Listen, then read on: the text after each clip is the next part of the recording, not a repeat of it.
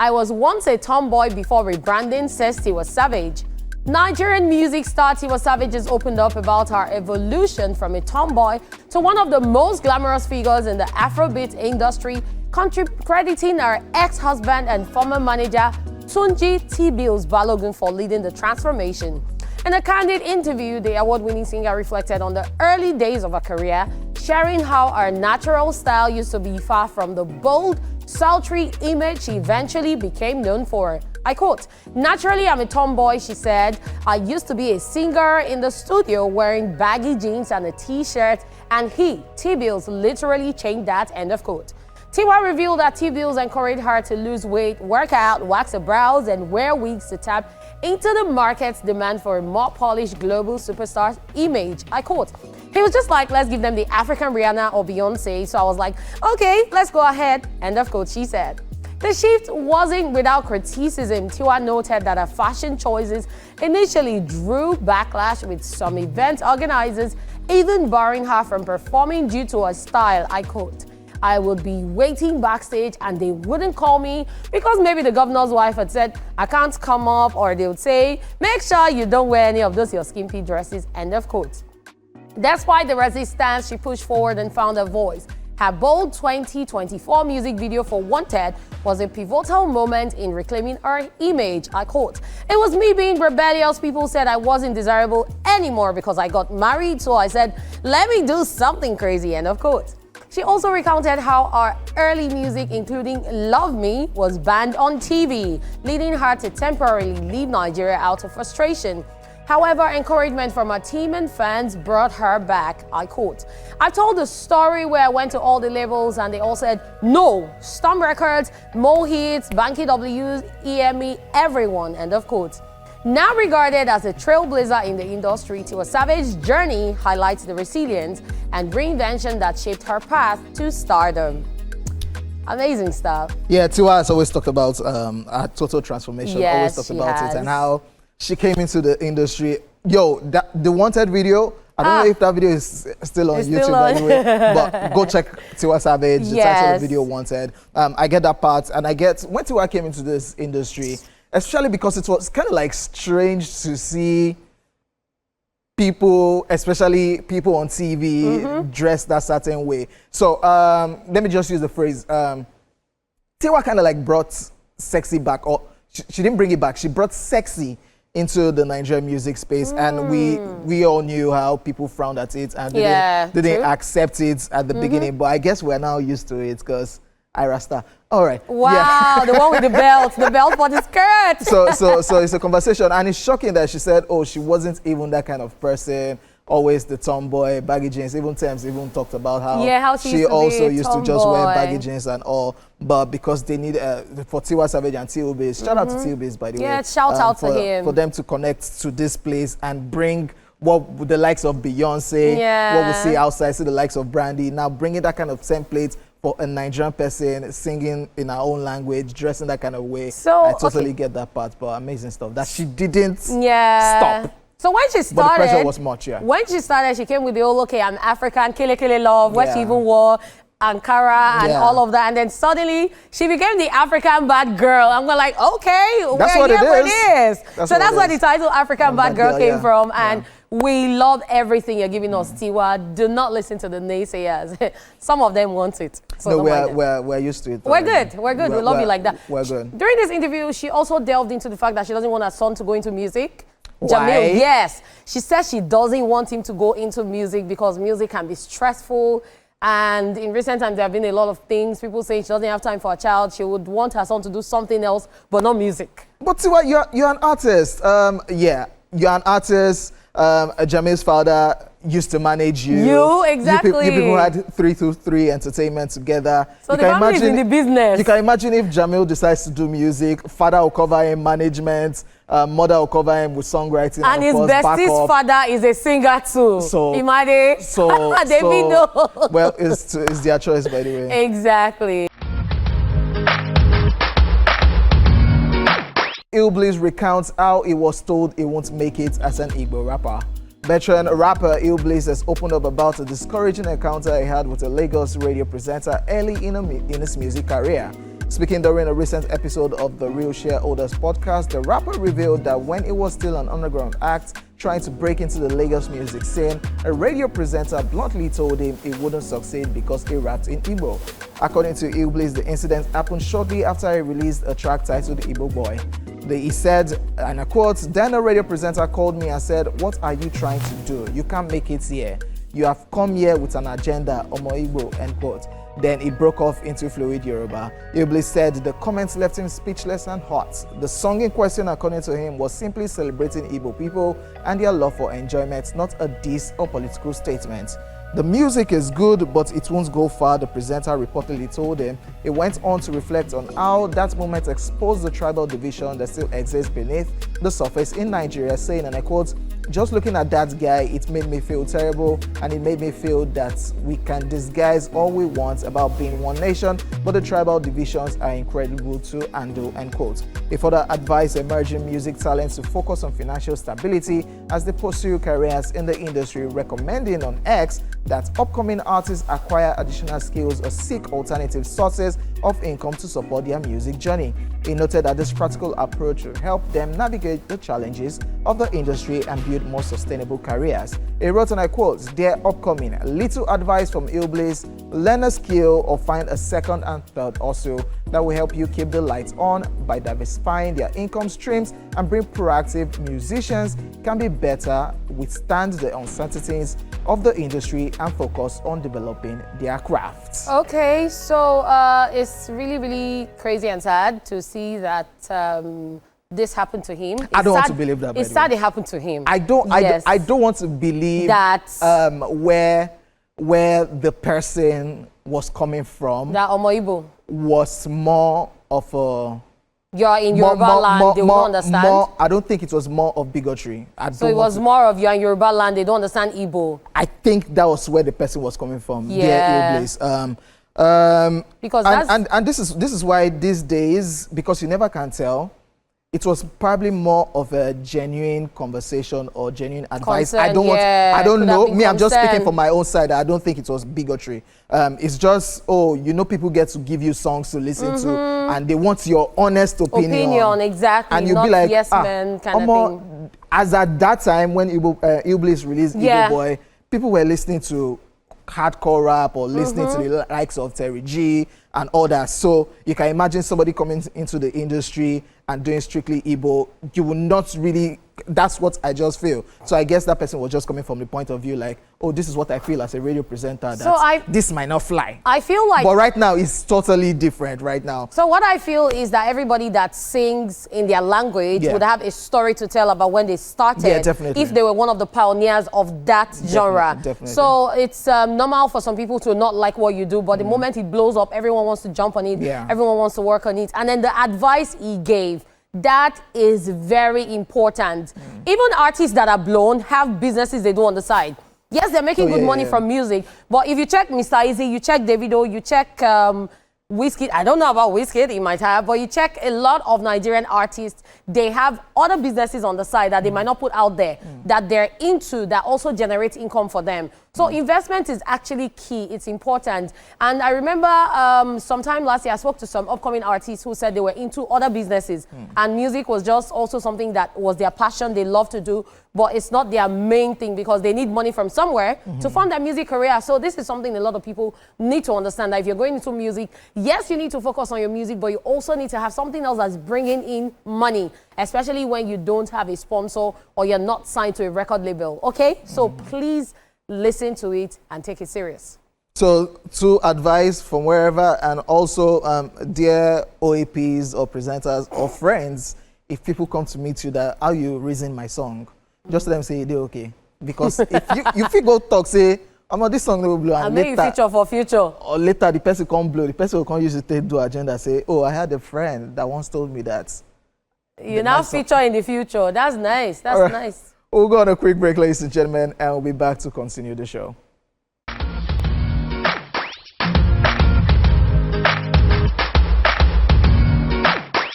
right, beautiful people, welcome back to the show. This right here is still ESPLASH on TVC, and if you are just tuning in, you missed a bit of the entertainment gossip, but you haven't missed so much. It is still entertainment news. Next up, Nicki Minaj goes on X rant, reveals reason for not releasing music. Trinidadian rapper Onika Tanya Marad Petty, popularly known as Nicki Minaj, threatened to expose the underbelly of Jay-Z's Rock Nation during an impassioned Twitter storm over the weekend.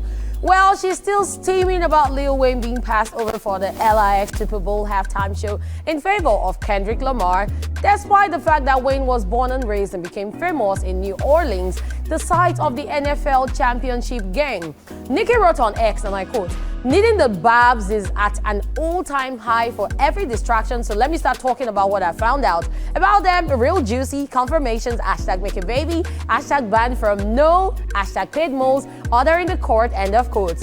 The fact that Nicki Minaj added the hashtags paid moles and order in the court indicates to fans that she believes there are things that need to be uncovered about the 55-year-old Rock Nation head. Nicki Minaj alleged in another tweet, writing, and I quote, "They don't want you to see what I'm liking on Twitter, so that feature was demolished. Listening devices, cameras, car tags, pages you don't follow under the following section of X now. Do I get paid for that? Make a baby, hashtag banned from no remix." End of quote. Recall, Nicki just released a remix of her mental Lil Wayne's hit Banned From No, where she made a not-so-subtle reference to Jay-Z by dropping this bar. I quote, "NFL fire some bleep and then phone emoji," end of quote. Some believe that she's extremely petty and this was a way to get her name back out there since there has been little talk of her in recent months. She also took a shot at Rock Nation CEO Desiree Perez, who reportedly had a daughter committed to a mental institution, which Nicki says was under false pretense. She also alleged that an unspecified party was attempting to tear her husband, Kenneth Petty, away from their family, tweeting, and I quote, "All sounds so familiar, trying to tear her husband away from his wife and family with lies and friends in high places. Yuck. No more distractions. No one hates a happy married more than people in an unhappy one," end of quote. In another post, Minaj insinuated that Perez was a sick person, writing, and I quote, "How sick do you have to be to plant listening devices and cameras in your grown daughter's bedroom? Listening in when she and her husband are intimate, claiming you do this for love? No bleep, you are just sick, hashtag banned from no remix, hashtag make a baby," end of quote. Nicki also reposted legal documents of Rock Nation CEO Desiree Perez being sued by her daughter, Demori Hadley. The daughter is claiming that she's been unlawfully detained in a psychiatric facility and that her mother plotted a conspiracy against her and her husband, Devon Hadley, alleging that Desiree tried to have him arrested for abuse. Following the post, she added another with the hashtag Justice for Them, alleging that all posts about Demori and Nicki were reportedly being flagged, writing, and I quote, "Babs save all info on every time you get flagged or suspended and what platform it's on," end of quote. She went on to write, and I quote, "They've had access to my account on all platforms. I didn't change the passwords either. I let them continue doing everything they allegedly did to Demori to me. And you have no idea how disgusting it gets. Enough is enough. Would you continue working in a field where you are maliciously being kept away from your audience while everyone pretend to be mute?" End of quotes. This, she claimed, was the real reason she won't release music, as she addressed individuals who are calling her a liar, noting that everything is detailed on Demori Hadley's page. This is a lot. Dear Nicki Minaj, I think Nicki Minaj is just fighting a whole lot of people. She just has issue with a whole lot of people, and we know how in the industry there's that cancellation on her head, and I guess the Young Money, Cash Money, that's the Lil Wayne. YMCA. Yeah, I think they're still pained with the old Jay-Z Rock Nation thing with Lil Wayne not performing in New Orleans at the Super Bowl. We get it, Nicki. We get that Nicki always stands up for her people. She stands up for herself. But it's now becoming like Nicki a crybaby every time. Yeah, just reduce it or just stop or just release your music. You have an amazing fan base notwithstanding. You still have people that will listen and stream your song. So all this trying to call names or drop subliminals here and there, it's not necessary. Just rest. So let me not make it worse. there are conversations, there are insinuations that Jay-Z, the next Super Bowl, he'll be the one performing, headlining. And you know how that can even pain you people the more. So like, because Jay-Z, Rock Nation, they are the ones in charge of the entertainment for the Super Bowl. So the old Kendrick Lamar, they decided to go to New Orleans, which is home to Lil Wayne, and Kendrick Lamar performing there instead because Drake and Kendrick are not cool, and Drake is still under YMCMB. So all of you should just rest in Jesus' name. Amen. And Nicki and family. What's Nicki Minaj's husband's surname? Petty, and and a lot of people say she's being petty. Exactly. So she took that name for a reason, because she's petty. But anyway, this is just really, really crazy. And then her saying that she's not dropping music because they're trying to streamline her music. I feel like as a rapper, when people do this, this is when you should even put out more music. Because that's when, exactly. I see everything in music, not tweeting. Exactly, not tweeting. So put out more music. Don't say you're not putting out music because some people are trying to streamline something. Just put it out in the music. Your fans are waiting, and you know they love you so much. So just drop music, speak the bars in the music, and let the music make numbers on the streaming platforms, okay? Welcome to the Niger Food Festival happening right here at Oriental Hotel. We are talking about something groundbreaking, something that hasn't happened, the biggest food festival in Africa. I believe the same thing can happen to our food. If you look at today, all over the world, you're going to see Chinese restaurants, Jamaican restaurants, Indian restaurants, and all. Why can't we have Nigerian restaurants abroad too? And being patronized not only by Nigerian but by everybody. Events like the Niger Food Festival are more than a showcase. They are a statement. They affirm that food is central to identity, to memory, and community. Thank you. I think one key word that I heard today was food diplomacy, or something of that nature. I think that's absolutely true, because through food, you're able to connect people. And once you connect people, you're able to have conversations around pretty much anything you wish. Well, on behalf of the South African Consulate in Lagos, we want to take this opportunity to congratulate the organizers of this event for putting together a festival that will see a lot of cultures meet together under one roof. It's a food festival, and I think all of us know what food does for human beings. Why the first one is being hosted in Canada, I think you have to start by understanding the idea behind the festival in the first place. We are exporting not just Nigerian food, but the experience of Nigerian culture. This is a concept of gastro diplomacy, which is actually when you use your food and your culture to foster peace and to spread your culture around the world. Food actually draws us together. If we actually look at it in a world where there is so much unrest, there's so much lack of peace, food is something that unites people. And I think this is a wonderful opportunity for us to actually use food to actually show that we're actually just one global village. The Nigerian Food Festival is not just about food, it's also about food, tourism and entertainment. How many of us saw the stats that came out last year for the visitors in Lagos? It was crazy. So it's about over 1.2 million people. And we're doing in tourism alone over $72 million. In tourism alone, I'm speaking about maybe just hotel bookings, or hotel booking was about $36 million. There's a long supply chain. So there's the farmer in Ekiti producing yam.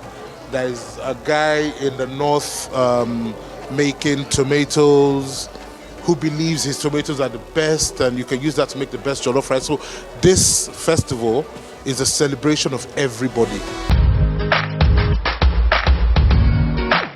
Welcome back to ESPLASH on TVC. It is time for Social View, where we're going to delve into the world of social media, which is loaded with every kind of wit and nastiness you can imagine. King Oji, are you ready? What you got? Okay, at _Ezekiel with double L says, girls in their hostels when they wake up, good morning. Guys in their hostel, why do they look me? It's the sharp contrast for me. But why do you guys do this thing? Eh? OJ, why are men like this? A whole lot just came to my mind. But why guy go wake up and they look, why you they look me? Like, yeah, I don't know. Wait. So guy know if you wake up, look, you say, good morning, my guy. Like, guy, why they greet me, guy? So if you want to greet you now, you want to borrow something or what? Yeah, we don't get, like, it's too, why you go greet me good morning as a guy? Like, okay, yeah, let's just move on. Now, well, you people have issues. Later, they'll say it's women that have issues. So, Real Federer says, it's when you need help, you realize that you don't really know anybody. And can now respond saying, you go scroll contacts, tire, and it's not that you don't know people, you're just embarrassed to ask. Oh, wow. True that. So it's either you're embarrassed to ask or you're scared of disappointment. That's another angle. But it now depends on... Your network. Yeah. The kind of people you have in your life. Yeah. It depends on the kind of contacts you have on your phone. You get some...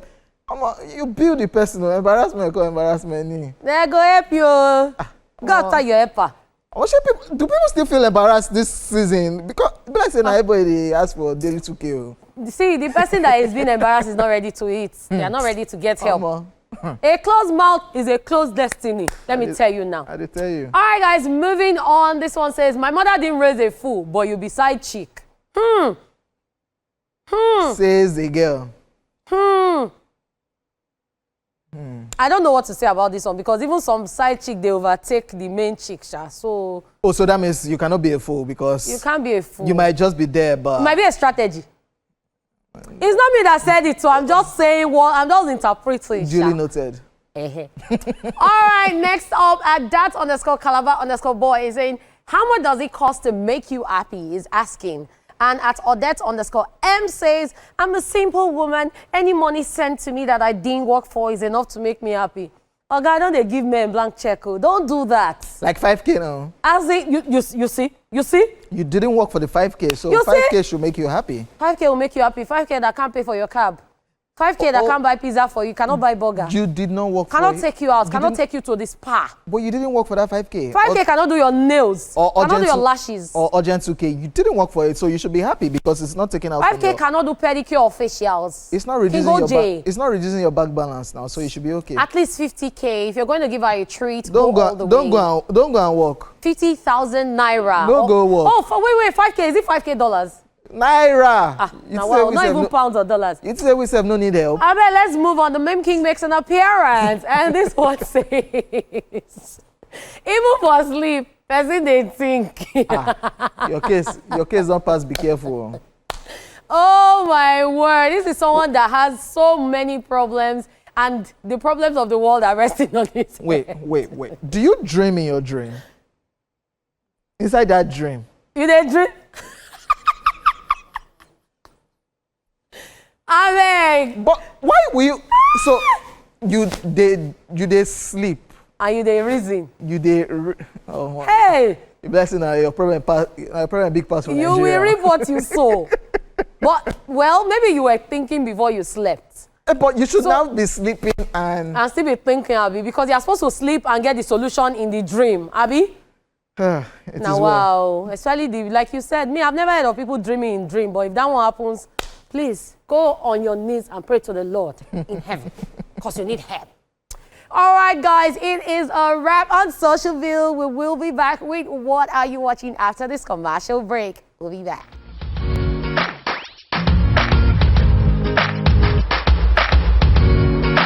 Ladies and gentlemen, welcome back. It's time for What Are You Watching? If you are a movie buff or a binge watcher, this is your moment to shine. You can call us up or hit us up on our social media platforms to tell us about the movies or TV shows you have been loving. We are live on X at TVC Connect, at TVC Entertainment on Facebook, using the hashtag ESPLASH on TVC. Yeah. So you got messages? Yes, I got messages. We are ready to read your messages. So I'm on Facebook. And DNL The Speed says, I'm watching you on TVCE right now, ratings 8/10. Why not 10/10? What's happened? That one said be all right. How are they now? Who are the cast in it? It did not tell us the cast. Okay. It did not tell us what the you is about. It is ESPLASH or you. Thank you. Kay Chan says, good afternoon, gang. You're looking good as always. Thank you so much. I currently watch Blue Story again, and I can't just get it off my mind. It's just about best friends Marco and Timmy, who live in different neighborhoods of London, turn rivals and side with their respective postcode-based gangs after Marco is attacked by one of Timmy's friends. The thing that makes it more interesting is the narrator, who was a rapper. I would rate it 7/10. However, I'm also getting ready to watch the CWC 2am Up Blues. Now, wow. OJ, you say now Up Blues. We're doing well. But I've seen this one, and it's not a bad movie. It's actually not bad. May Wish says, I watched Sinners, I'm giving it 6/10, and Fear Street Prom Queen 8/10. Okay. Ha! I love these two movies, but please, next time, tell us about the movie, even if you won't tell us the cast, okay? So we can know why we should watch it. Favor Organeko always says, good afternoon, gang. I finally saw Tyler Perry's Straw. Great movie, good casting and acting as well, from Taraji P to Tiana Taylor, down to every other person. I would rate it a solid 8/10. Did you cry? I'm just surprised people are supporting Taraji in this movie, though, but I get where they're coming from. She's a mentally unstable person who murdered a person, held people hostages. If she's getting away with this, it should be through a mental institute. If not, then straight to jail. A good watch, by the way. Now I have time to finally see Ginny and Georgia season 3. Rere is smiling somewhere, and I should tell you guys about it by next week, I believe. 626 says, I'm watching Mile 22 Action, so interesting. I rate it 10/10. And he's also watching The Devil. Interesting movie, encourages you to watch 10/10. 626 is always saying 10/10. 10/10. Tell us why we should watch it. Do you have messages? All right, on X, Kalejaye Sami one says Straw, Silo, but now watching Foundation. It's a series on Apple TV with its 3rd season coming up, and a couple of messages, but we gotta run. Yeah, and that's all we have for What Are You Watching? Coming up next, we've got Movies at the Movies, your weekly guide to what's hot in the cinemas, so don't go anywhere. Oh my goodness, welcome back to the show, guys. It's still ESPLASH on TVC, and you know we've always got your back with everything movie related on Tuesdays. This right here is your ultimate guide to this week's must-watch films. It is time for Movies at the Movies.